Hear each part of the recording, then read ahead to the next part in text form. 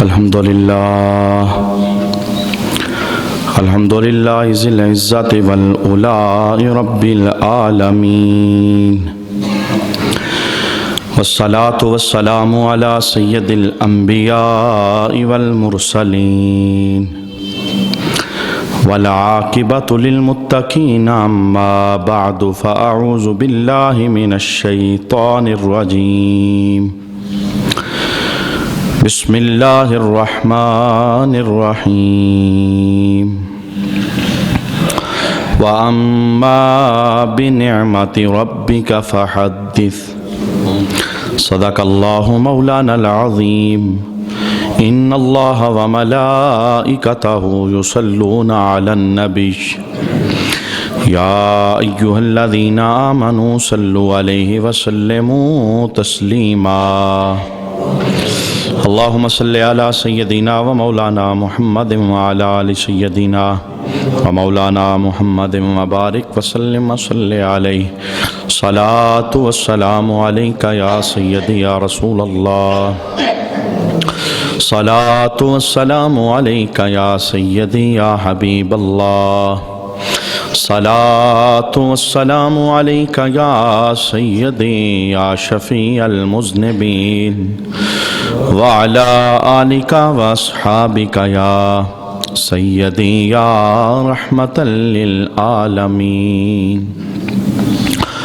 میلاد کا جشن منانے سے دل الفت سے بھر جاتا ہے، میلاد کا جشن منانے سے دل الفت سے بھر جاتا ہے، مسرور ہوائیں چلتی ہیں ایمان کا علم لہراتا ہے، جب یاد میں ان کی آنکھوں سے اشکوں کے کٹورے برتے ہیں، جب یاد میں ان کی آنکھوں سے اشکوں کے کٹورے برتے ہیں، پھر گنبد خضرا کی جانب دل عاشق کا جھک جاتا ہے، اور وہ پیدا ہوئے تو امت کی بخشش تھی پیش نظر ان کے، وہ پیدا ہوئے تو امت کی بخشش تھی پیش نظر ان کے، میلاد کا جشن منانے سے پھر منکر کیوں گھبراتا ہے، کب تیرے نگر کی گلیوں میں پلکوں پہ خاک سجاؤں گا، کب تیرے نگر کی گلیوں میں پلکوں پہ خاک سجاؤں گا، اس فکر مسلسل کا شعلہ آصف کو اب تڑپاتا ہے،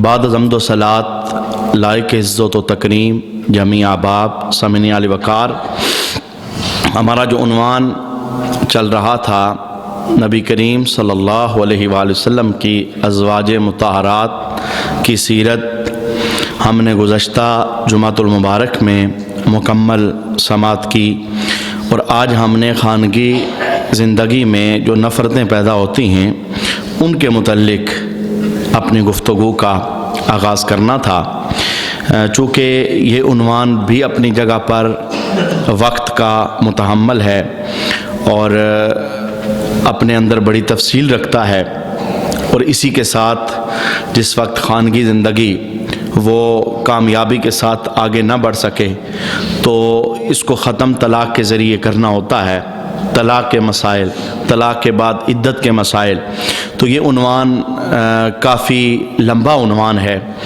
میں آج کی نشست کے اندر اس عنوان کو ایک مہینے کے لیے مؤخر کرتا ہوں، اور اللہ کے محبوب علیہ الصلوۃ والسلام کی آمد کی مقدس گھڑیوں والا مہینہ وہ ہمارے قریب ہے، انشاءاللہ اس مہینے کے اندر اور آج کی نشست کے اندر ہم اپنے کریم نبی صلی اللہ علیہ وآلہ وسلم کی سیرت کے حوالے سے گفتگو انشاءاللہ سننے کی کوشش کریں گے۔ گزشتہ میلاد شریف کا جو مہینہ گزرا اس کے اندر میں نے آپ کے سامنے قرآن پاک کی آیات سے نبی کریم صلی اللہ علیہ وآلہ وسلم کی جو شان اور عظمت تھی وہ میں نے عرض کرنے کی کوشش کی۔ اس دفعہ میرا ارادہ یہ بنا کہ رسول رحمت صلی اللہ علیہ وآلہ وسلم جس عرب کے ماحول کے اندر تشریف فرما ہوئے اس ماحول کی کیا کنڈیشن تھی، لوگ کیسے تھے، ان کے رسم و رواج کیا تھے، کن کن مشکلات کا نبی کریم صلی اللہ علیہ وآلہ وسلم کو سامنا کرنا پڑا، پھر آقا ذو رحمت عالم صلی اللہ علیہ وآلہ وسلم جب عرب کے اس چبن والے ماحول کے اندر تشریف فرما ہو گئے تو حضور رحمت عالم صلی اللہ علیہ وآلہ وسلم نے ان کی گندی رسموں کو کس طرح ایک ایک کر کے ختم کیا، کیسے لوگوں کے قلوب کو دھویا، کیسے لوگوں کے باطن کو صاف کیا، اور پھر محبوب علیہ الصلوۃ والسلام نے جو معاشرہ قائم کیا اس معاشرے کی خوبیاں کیا ہیں۔ اور پھر اسی عنوان کے اندر ہم یہ بھی دیکھنے کی کوشش کریں گے کہ وہ گندی رسمیں جنہیں محبوب علیہ السلام نے اپنے قدموں تلے روندا اور ان کے خلاف جہاد کیا اور ان کے خلاف نفرت کرنے کا حکم عطا فرمایا، آج ان گندی رسموں کی کچھ شاخیں ہمارے معاشرے کے اندر وہ جڑ چکی ہیں اور آ چکی ہیں۔ انشاءاللہ ہم انہیں بھی دیکھنے کی کوشش کریں گے۔ تیسرے نمبر پر سیرت کی گفتگو کے اندر ہم یہ دیکھیں گے کہ محبوب علیہ الصلوۃ والسلام کی آمد سے پہلے کے احوال، جو انوار اور تجلیات تھے، یعنی جب آپ دنیا میں نہیں آئے تھے، ابھی آپ کا نور سفر کر رہا تھا، تو رب العالمین نے آپ کے نور کے دنیا میں آمد سے پہلے کن انوار کا نزول فرمایا، اور جب محبوب دنیا میں تشریف لے آئے، آپ کی آمد ہو گئی، اس وقت عرب کے اندر کون کون سی تجلیات کا نزول ہوا، انشاءاللہ اس عنوان پر ہم دیکھیں گے ہم کتنا کچھ سیکھ سکتے ہیں۔ لیکن آج کی نشست کے اندر میں چند بنیادی باتیں وہ آپ کے سامنے عرض کروں گا، پھر اگر وقت بچ گیا تو سیرت کی گفتگو کا ہم آغاز کریں گے، وگرنہ دن کی نشست اور شام کی نشست دونوں کے اندر انشاءاللہ ملا کر میں گفتگو اسی عنوان پر عرض کروں گا، میلاد شریف کے پورے مہینے کے اندر، اور آج کی نشست میں، اگلی نشست میں، اور اس سے اگلی نشست کے اندر، جمعہ میں بھی اور شام کے درس کے اندر بھی ہم نبی کریم صلی اللہ علیہ وآلہ وسلم کی سیرت کے حوالے سے انشاءاللہ تفصیل کے ساتھ سماعت کریں گے۔ اللہ ہم سب کو سیکھ کر کے عمل کی توفیق عطا فرمائے۔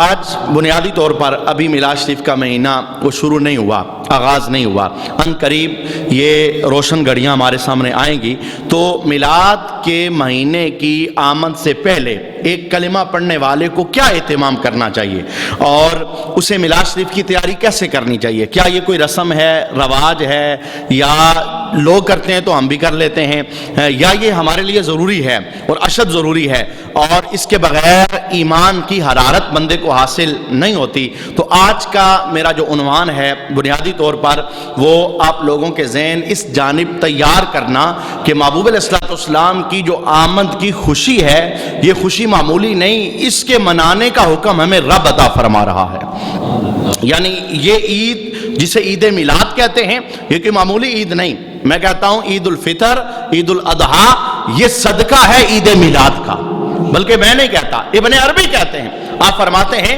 کہ اگر عید میلاد نہ ہوتی، 12 ربیع الاول والی عید نہ ہوتی، نہ عید الفطر ہوتی، نہ عید الاضحیٰ ہوتی، اگر عید الفطر اور عید الاضحیٰ اللہ نے ہمیں عطا کی ہے تو آمنہ کے لال کی آمد کی وجہ سے عطا فرمائی۔ حضور نہ آتے، نہ عید الفطر تھی، نہ عید الاضحیٰ تھی۔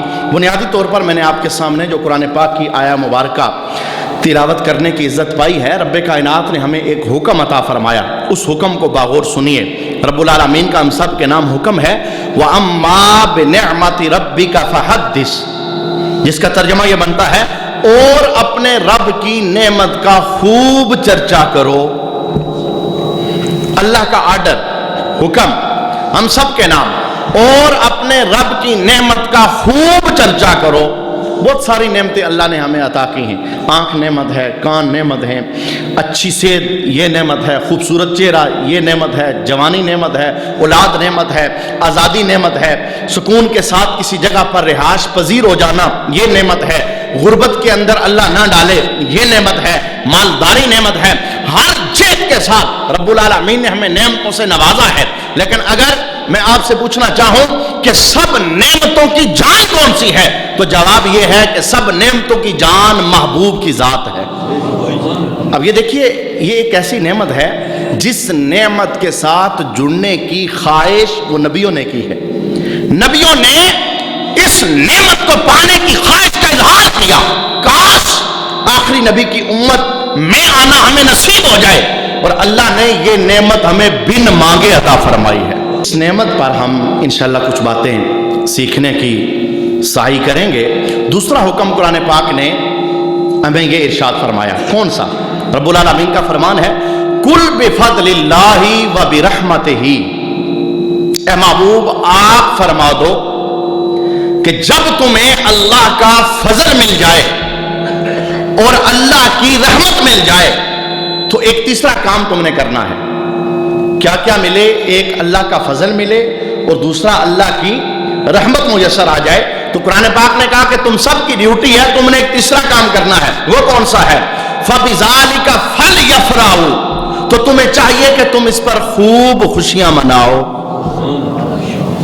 دو چیزیں جب تمہیں میسر آ جائیں، ایک اللہ کا فضل اور ایک اللہ کی رحمت. قرآن کہتا ہے جس وقت تمہیں رب کا فضل مل جائے، رب کی رحمت مل جائے، فَبِذَالِكَ فَلْيَفْرَحُوا، خوب خوشیاں منانا. میں قرآن ہی سے یہ بات عرض کرنا چاہوں گا، بہت سی چیزیں فضل بن کے وہ ہماری جولی میں ڈالی جاتی ہیں، بہت سی چیزیں رحمت بن کے وہ ہماری جولی کے اندر ڈالی جاتی ہیں. بیٹی اللہ کی بہت بڑی رحمت ہے، جسے اللہ عطا کر دے اس کے گھر میں رحمت آ جاتی ہے.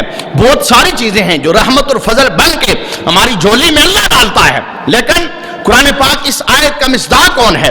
قرآن کہتا ہے جب تمہیں فضل میسر آ جائے، جب تمہیں رحمت میسر آ جائے. اب قرآن سے پوچھئے سب سے بڑی رحمت کون سی ہے؟ تو قرآن خود ہی جواب دیتا ہے وَمَا أَرْسَلْنَاكَ إِلَّا رَحْمَةً لِّلْعَالَمِينَ. محبوب ہم نے تمہیں سارے جہانوں کی رحمت بنا کے بھیجا ہے. اور پھر اللہ آرڈر دے رہا ہے جب تمہیں رحمت میسر آ جائے، اللہ کا فضل میسر آ جائے، فَلْيَفْرَحُوا، خوب خوب خوشیاں مناؤ. اب یہ جو یفرحوا کا لفظ ہے، قرآن پاک نے اسے مطلق چھوڑا ہے، طریقہ نہیں بتایا کیسے خوشی مناؤ. درود پڑھ کے خوشی مناؤ، روزہ رکھ کے خوشی مناؤ، نفل پڑھ کے خوشی مناؤ، جھنڈے ہاتھ میں لے کے خوشی مناؤ، لائٹنگ کر کے خوشی مناؤ، جلوس نکال کے خوشی مناؤ، مسجد بیٹھ کے خوشی مناؤ، چوک میں آ کے خوشی مناؤ، گھر میں بیٹھ کے خوشی مناؤ، محبوب کا ذکر کر کے خوشی مناؤ.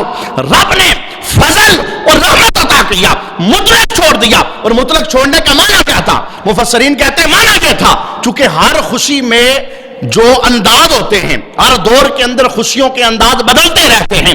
اللہ نے قید نہ لگائی. اب دیکھیے نا، ایک قید لگ جاتی تو پھر اس قید کے اندر مقید ہمیں ہونا پڑتا تھا، اس کے باہر جاتے حکم قرآنی کے خلاف ہو جاتا. رب نے کوئی قید نہ لگائی، فرمایا جس دور کے اندر جس طرح سے خوشیاں منانے کا رواج ہوتا ہے اسی طرح خوشی منا کے محبوب کی آمد کا ذکر کرتے رہنا. یہ وہ بنیادی وجہ ہے، ہر وہ چیز جو محبوب کی عظمت کو ظاہر کرتی ہے.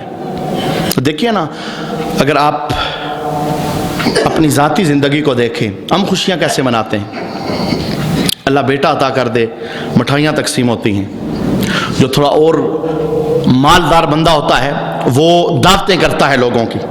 اللہ نے میرے گھر ایک نعمت عطا کی ہے، یہ تو ایک بیٹا آیا ہے، بیٹے کی شادی ہو جائے، لائٹنگ کر کے پورے گھر کو سجا دیا جاتا ہے، دوست احباب کو بنا کر کے دعوت کی جاتی ہے، بتایا جاتا ہے رب نے مجھے اس خوشی سے نوازا ہے، آج میرے بیٹے کے سر پہ سیاہ سجنے والا ہے. اللہ ھذا القیاس، جس جیب کے ساتھ اللہ ہمیں خوشی عطا کرتا ہے ہم اس خوشی کا اظہار اسی طرح کرتے ہیں، اسی طرح مناتے ہیں. تو رب العالمین نے اپنے محبوب کی نعمت کو پورے جہان والوں کے لیے عطا فرمایا. کیا طرح لگائی؟ فرمایا جس جہان کے اندر خوشی کا جو بھی طریقہ ہو تم استعمال کر لینا، محبوب کی خوشیوں میں تمہیں شریک کر لیا جائے گا.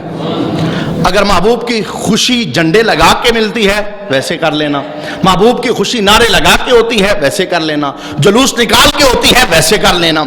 اگر محبوب کی خوشی لائٹنگ سے ہوتی ہے ویسے کر لینا. قید نہیں لگائی، مین مقصد ہے خوشی کرنا، مین. اور پھر قرآن پاک نے خود کہا چرچا کرو اس نعمت کا. اور آپ کو پتا ہے چرچا ایک دو بندوں کے اندر نہیں ہوتا، چرچے کے لیے اجتہام چاہیے، ہجوم چاہیے، سب میں اعلان چاہیے، چوک میں کھڑے ہو کے اعلان کیا جائے لوگوں ہم وہ خوش قسمت ہیں جسے رب نے شان والا رسول عطا فرمایا ہے. اور اللہ کا فضل ہے، اللہ نے اس چرچے کی سعادت ہم سب کو عطا فرمائی ہے. شیخ عبدالحق محدث دہلوی اس خوشی کو بڑے خوبصورت انداز میں بیان کرتے ہیں. جس وقت آپ اس بات پر بحث کرتے ہیں کہ راتوں میں سے کون سی رات سب سے افضل ہے، تو شیخ عبدالحق محدث دہلوی یہ چھوٹا بندہ نہیں ہے، وہ بندہ جسے اللہ نے 1,00,000 حدیثوں کا خزانہ عطا فرمایا تھا، وہ بندہ جو مدینہ شریف کے اندر مسجد نبوی میں جھاڑو دینے کی ڈیوٹی کرتا تھا، اور جھاڑو بھی جھاڑو سے نہیں بلکہ اپنی داڑھی سے دیا کرتا تھا، وہ بندہ جس نے ہندوستان کی سرزمین پہ سجدوں کے بیج بوئے ہیں، محبوب نے باقاعدہ ڈیوٹی لگا کے انہیں ہندوستان بھجوایا تھا، اور انہوں نے خواہش کا اظہار کیا تھا، محبوب میں روزہ نہیں چھوڑ سکتا، ادھر پریشان ہوتا ہوں، روزہ دیکھتا ہوں، میری پریشانی ختم ہو جاتی ہے، اتنے دور ہند کے اندر جاؤں گا، پھر آپ کی یاد آئے گی، روزے کی یاد آئے گی تو کیا کروں گا؟ محبوب نے حوصلہ دیا تھا، ادھر پریشان ہوتے ہو روزہ دیکھتے ہو، ادھر پریشان ہو جاؤ گے تو روزے والے محمد کا دیدار مل جائے گا تم۔ یہ اس ڈیوٹی کو لے کے ہند کے اندر آئے ہیں۔ جب اس بات پر بحث کرتے ہیں راتوں میں سے کون سی رات سب سے افضل ہے، تو آپ اِنَّا أَنزَلْنَاهُ فِي لَيْلَةِ الْقَدْرِ کی تلاوت کرتے ہیں۔ ہم نے راتوں میں سے افضل رات وہ بنائی جس میں ہم نے قرآن نازل کیا۔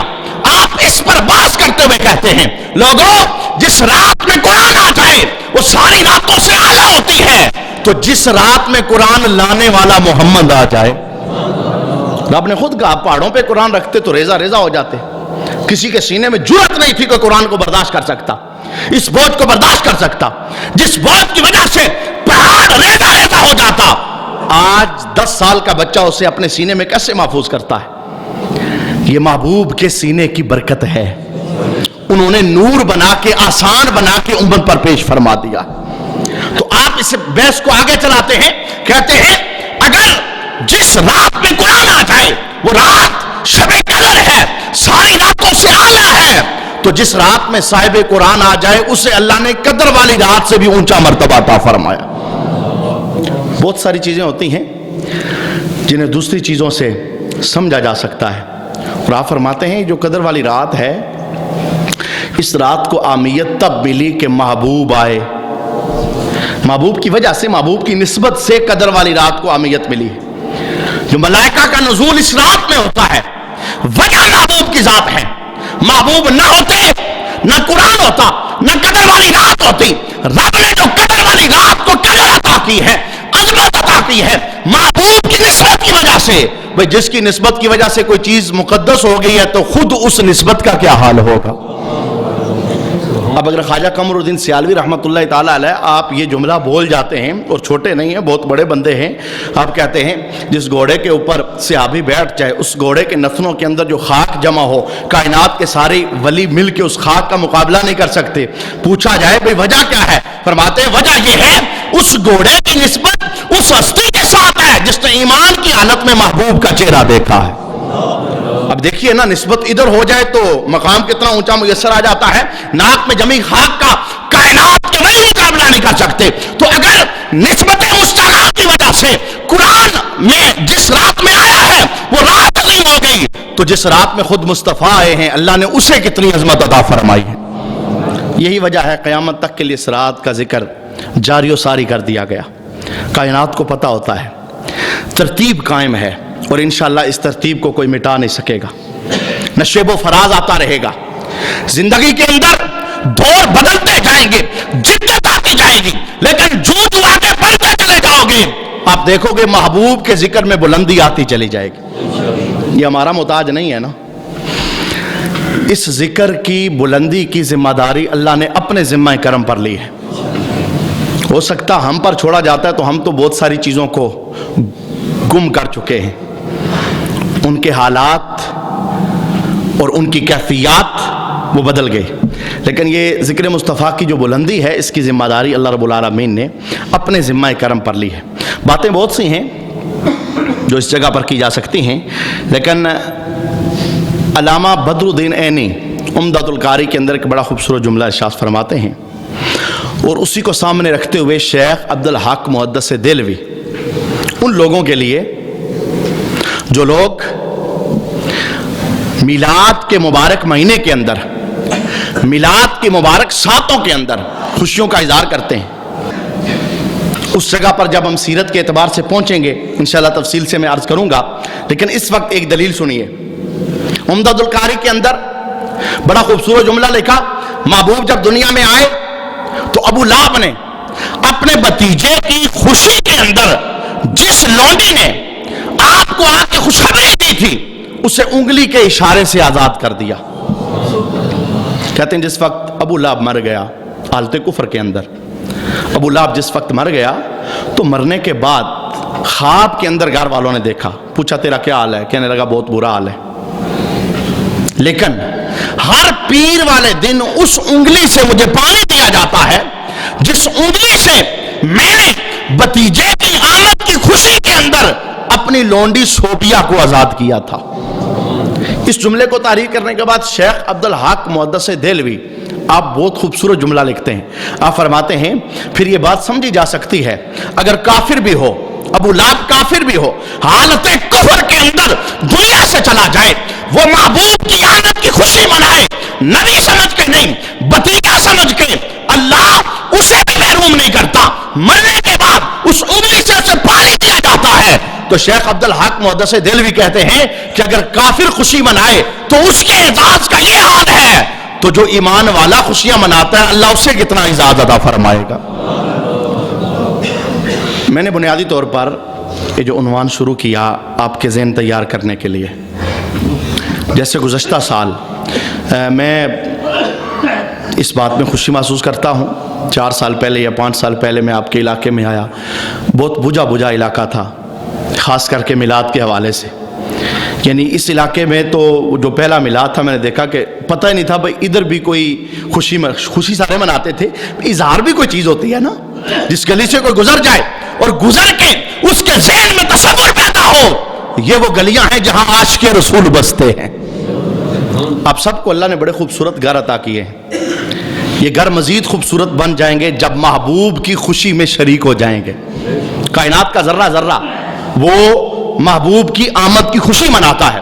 تو میں نے عرض کی کہ اہتمام کے ساتھ، خاص کر کے پہلے 12 دن جو میلاد شریف کے ہیں، وہ لائٹنگ کا اہتمام کیا جائے، ہر بندہ اپنی بساط کے مطابق، طاقت کے مطابق، جسے جتنی توفیق ہے وہ اپنے گھر پر چراغاں کرے اور نیت اور ارادہ یہ رکھے محبوب کی آمد کی خوشی منا رہا ہوں، انشاءاللہ اللہ کی بارگاہ سے امید ہے اللہ ضرور اجر اور ثواب عطا فرمائے۔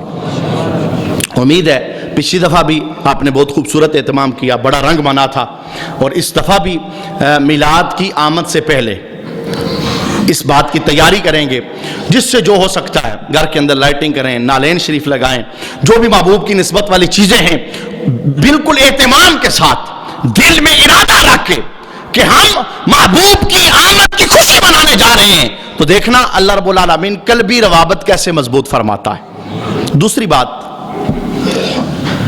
مدارج النبوت کے اندر اور خصائص کبریٰ کے اندر یہ موجود ہے کہ جب محبوب علیہ السلام دنیا کے اندر تشریف لائے، سیدہ آمنہ کہتی ہیں کہ اللہ رب العالمین نے 3 جھنڈے نصب کرنے کا حکم عطا فرمایا۔ ایک جھنڈا وہ مشرق کے اندر، دوسرا مغرب کے اندر، اور تیسرا اللہ نے کعبے کی چھت پر جھنڈا لگانے کا حکم دیا۔ محبوب کی آمد کے وقت 3 جھنڈے جبرائیل امین کو دے کر کے بھجوایا، ایک مشرق میں لگایا گیا، ایک مغرب میں لگایا گیا، اور ایک کعبے کی چھت میں لگایا گیا۔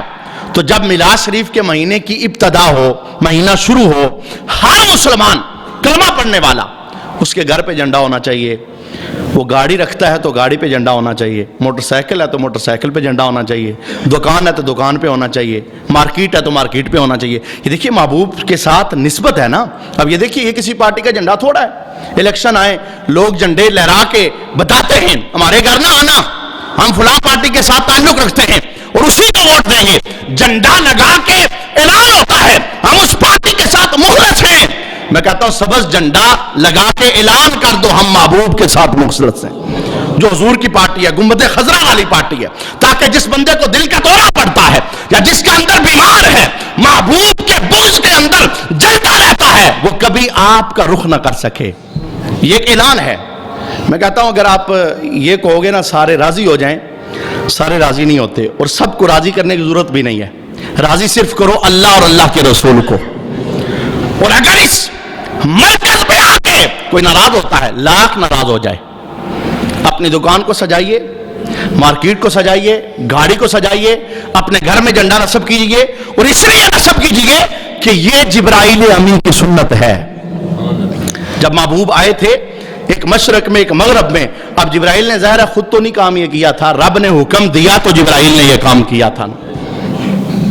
جو دوسری بات میں نے آپ کے سامنے عرض کی لائٹنگ کے حوالے سے, صرف ایک روایت میں عرض کرنا چاہوں گا. بہت لمبی روایت ہے, علامہ قرطبی نے اسے نقل فرمایا. میں مختصر اس کا حصہ آپ کے سامنے عرض کرنے کی کوشش کرتا ہوں. آپ فرماتے ہیں مسجد نبوی شریف بالکل کچی کھجوروں کا چھت اوپر پڑا ہوا تھا. اور دیکھیے جیسے جیسے دور بدلتا ہے خوشی کے انداز بدلتے ہیں, اس کے ساتھ ساتھ ہمیں چلنا پڑتا ہے. ان جملوں کی کوئی ویلیو اور وقت نہیں ہے. بھئی تم لائٹنگ کرتے ہو صحابہ نے کی ہے, تو بہت سارے پھر اور سوال اٹھ جائیں گے جہاں آپ کے لیے چلنا مشکل ہو جائے گا. صحابہ میں سے کوئی 2D پہ نہیں بیٹھا, آپ کیوں بیٹھتے ہو؟ کوئی پجاروں پہ نہیں بیٹھا, آپ کیوں بیٹھتے ہو؟ کسی نے 3 منزلہ مکان نہیں بنایا, آپ کیوں بناتے ہو؟ کسی نے 150 منزلہ پلادے تیار نہیں کیے, آپ کیوں کرتے ہو؟ کوئی پکی مسجدوں میں نہیں بیٹھا, آپ کیوں بیٹھتے ہو؟ کوئی قالینوں پہ نہیں بیٹھا, آپ کیوں بیٹھتے ہو؟ کوئی مسجدوں کے اندر اذان نہیں دیتا تھا, آپ کیوں دیتے اور سنتے ہو؟ میں نے کہا بہت مشکل ہو جائے گا چلنا, یہ قانون ہے ہی نہیں ہے. یعنی یہ کام ہم اس لیے چھوڑ دیں کہ صحابہ نے نہیں کیا. بھئی اس دور کے اپنے تقاضے تھے. کام دیکھنے کے لیے کام کی اصل دیکھنا پڑتی ہے. جب اصل مذہب سے میسر آ جائے تو بغیر دلیل کے, اور آپ کی اطلاع کے لیے بات بھی عرض کرنے کی کوشش کروں گا کہ کسی کام کے ناجائز ہونے کے لیے دلیل قرآن اور سنت سے چاہیے, جائز ہونے کے لیے نہیں چاہیے. اگر کوئی کام جائز ہے نا, اس وقت میں بیٹھا ہوا ہوں فیصل مسجد کے اندر, میرے ہاتھ میں گلاس ہے, میرے سامنے مائک پڑا ہوا ہے, رجسٹر میرے سامنے ہے, آپ مجھ سے پوچھو مولانا صاحب آپ قرآن اور حدیث سے بتائیے کہ اس طرح کس صحابی نے کیا تھا؟ گلاب کے پھول سامنے پڑے ہیں, رجسٹر ہے, آپ نے ویسٹ کوٹ پہنی ہوئی ہے اور ایک کرسی پہ بیٹھے ہو, سامنے ٹیبل ہے, مائک ہے, ظاہر ہے یہ سب کچھ تھا ہی نہیں اس وقت. ان کے پاس تو اس طرح کی نعمتیں موجود ہی نہیں تھی. یعنی جواز کے لیے دلیل ہے ہی نہیں. جب آپ سوال مجھ سے یہ کرو گے, میں آپ سے پوچھوں گا کس صحابی نے منع کیا ہے, اور سوال یہی بنتا ہے. منع کے لیے جو کوئی کسی کام کو روکتا ہے نا, اس روکنے پر دلیل ضروری ہوتی ہے. کام کرنے کے لیے کسی دلیل کی ضرورت نہیں ہے.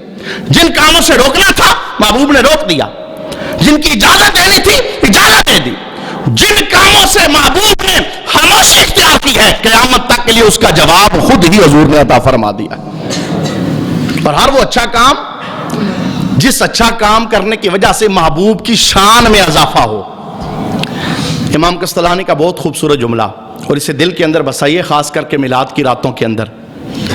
آپ ارشاد فرماتے ہیں خوشخبری ہے اس بندے پر اور اللہ رحمت فرمائے اس بندے پر جس نے میلاد کی راتوں کو عید بنا لیا ہے. جس نے کیا کیا؟ میلاد کی راتوں کو. یہ عید کیسے بنتی ہے؟ غم سے. عید کیسے بنتی ہے؟ بجھا بجھا رہنے سے. ہاں, گھر پہ جھنڈا لگاؤ, لائٹنگ لگاؤ, میلا. اور دیکھیے نا, خاص کر کے امام قسطلانی رات کا ذکر کرتے ہیں, کہتے ہیں خوشخبری اس بندے کے لیے, رحمت اس بندے کے لیے جس نے میلاد کی راتوں کو عید بنا لیا. منع کیا تھا؟ تاکہ میلاد کی رات میں جس گلی سے کوئی گزر جائے اس گلی کا منظر دیکھے محسوس ہو مسلمان نبی کی آمد کی خوشیاں منا رہے ہیں. اور انشاءاللہ پہلے بھی یہ اہتمام ہوتا ہے, آگے بھی یہ اہتمام ہوتا رہے گا. جو عاشقان رسول ہیں, عاشقان مصطفیٰ کریم علیہ الصلوۃ والسلام ہیں, وہ ہر دفعہ بڑھ چڑھ کر اہتمام کرتے ہیں. اللہ رب العالمین اس اہتمام کو اپنے دربار میں درجہ قبولیت عطا فرمائے. اور ہر دور کے اندر فتنے ہوتے ہیں, فسادات ہوتے ہیں, لوگ چھوٹی چھوٹی باتوں سے نفرتیں پیدا کرنا چاہتے ہیں, فتنہ دینا چاہتے ہیں, اور ایک بات کر کے آگ لگانا چاہتے ہیں, اچھے کام سے روکنا چاہتے ہیں. ایسے لوگوں کی باتوں کی طرف کوئی توجہ نہ دی جائے, اور جس پیار اور محبت کے ساتھ آپ اہتمام کرتے چلے آئے ہیں اور اہتمام کر رہے ہیں, اسی طرح اہتمام کیجئے. انشاءاللہ جس نبی کا میلاد منا رہے ہیں اس نبی کی شفاعت اللہ ہمیں ضرور عطا فرمائے گا. آخری بات اس ضمن کے اندر, چونکہ وقت بھی مکمل ہو گیا, ہر مسجد خاص کر کے اردا گرد سے بہت سارے احباب جمعہ پڑھنے آتے ہیں, بے شک کوئی گاؤں سے تعلق رکھتا ہے, شہر سے تعلق رکھتا ہے. ربیع الاول کا چاند نظر آتے ہی ہر مسجد کو بھی چراغاں کیجئے. خاص کر کے میں دلیلات کر رہا تھا, وہ بات کرتے میں کسی اور طرف نکل گیا. بنو تمیم کے ایک صحابی جن کا نام تھا تمیم داری. کیا نام تھا؟ مختصر یہ کہ ایک سفر پر گئے تو اس وقت مسجد میں اندھیرا ہوتا تھا, یہ مٹی کے بہت سارے دیے لے آئے، ان میں تیل ڈالا، تیل ڈال کے انہوں نے مسجد کے اندر ان مٹی کے دیوں کو لٹکا دیا، لیکن دل میں خیال پیدا ہوا میں نے حضور سے پوچھا نہیں ہے، بغیر پوچھے کام کر دیا ہے، پتہ نہیں سرکار ناراض نہ ہو جائیں۔ مغرب کی نماز کا ٹائم ہوا، حضور مسجد آگے نماز پڑھنے، آج سرکار نے دیکھا مسجد میں اندھیرا نہیں ہے، روشنی ہے، لائٹنگ ہے، مسجد کا ماحول بدلا ہوا ہے۔ سرکار علیہ الصلوۃ والسلام نے پوچھا یہ کس نے کر دیا یہ سارا اہتمام؟ صحابہ ڈر گئے، پتہ نہیں حضور ناراض تو نہیں ہو گئے۔ صحابہ نے اشارہ کیا حضور یہ تمیم داری ہے، اس نے یہ اہتمام کیا ہے، اس نے مسجد میں لائٹنگ کی، منور کیا۔ میرے محبوب علیہ الصلوۃ والسلام تمیم داری کے پاس چلے گئے، تمیم داری ادب سے کھڑے ہو گئے، نگاہیں جھکائے ہوئے، پتہ نہیں حکم کیا ہوگا۔ میرے محبوب کا پہلا جملہ کیا تھا؟ فرمایا تمیم داری تو نے صرف میری مسجد کو نہیں، تو نے تو پورے عالم اسلام کو روشن کر دیا۔ دوسرا جملہ کیا تھا؟ فرمایا تمیم داری میری مسجد کو لائٹنگ کرنے والے، روشن کرنے والے، میں دعا دیتا ہوں اللہ تجھے دنیا میں بھی نور عطا کرے اور اللہ تجھے آخرت میں بھی نور عطا فرمائے۔ حضور کا تیسرا جملہ کیا تھا؟ فرمایا تمیم داری تو نے میری کچی مسجد کے اندھیرے کو نور میں بدلا ہے۔ میں محمد یہ خواہش کرتا ہوں اگر آج کوئی میری بیٹی ہوتی جس کا نکاح نہ ہو چکا ہوتا تو میں اپنی بیٹی کا نکاح تیرے ساتھ کر دیتا۔ اب یہ دیکھیں پیار، حضور کتنے خوش ہو رہے ہیں۔ تو میں نے کہا اس حدیث پر پہنچ کے نا علامہ قرطبی ایک جملہ لکھتے ہیں۔ علامہ قرطبی کہتے ہیں لوگوں جس مسجد میں قرآن پڑھا جائے یا قرآن کا نزول ہو یا قرآن کی بات ہو اس کو چراغاں کرنا حدیث سے ثابت ہے۔ میں نے کہا جس میں قرآن کا نزول ہو اس میں چراغاں حدیث سے ثابت ہے، اور جس میں صاحب قرآن کی بات ہو اس سے چراغاں کرنا بھی حدیث سے ثابت ہے۔ اب ظاہر ہے قرآن تو تبھی آیا جب صاحب قرآن آئے، صاحب قرآن کی نسبت سے اللہ نے ہمیں قرآن عطا فرمایا ہے۔ تو مسجدوں کو بھی خاص کر کے اہتمام کے ساتھ سجائیے۔ یہ 12 دن جو میلاد شریف کی آمد کے ابتدائی دن ہوتے ہیں ان کے اندر خوشی منائیں، زیادہ سے زیادہ درود پڑھیں، اپنے ٹوٹے رابطے محبوب کی ذات کے ساتھ بحال کریں۔ انشاءاللہ شام کی نشست کے اندر محبوب علیہ الصلوۃ والسلام کی سیرت کے حوالے سے جب سرکار مکہ شریف کے اندر عرب کے ماحول کے اندر آئے تو حالات وہاں کے کیا تھے، کس طرح ان رسموں کو حضور نے ختم کیا، انشاءاللہ اس عنوان پر گفتگو ہوگی۔ آپ سے گزارش ہے کہ اس میں تشریف لائیے گا۔ اللہ ہم سب کو عمل کی سعادت عطا فرمائے۔